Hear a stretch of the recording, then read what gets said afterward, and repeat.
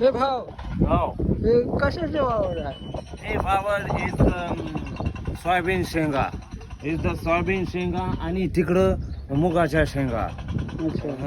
Is the शेंगा is the soybean तेल आणि मुगाच्या शेंगा इज द भाजून तेळा मिठामध्ये मुग खाणं is soybean oil soybean oil लावून आपण ऑइल जेवणा फिरण्यामध्ये येतं म्हणतं.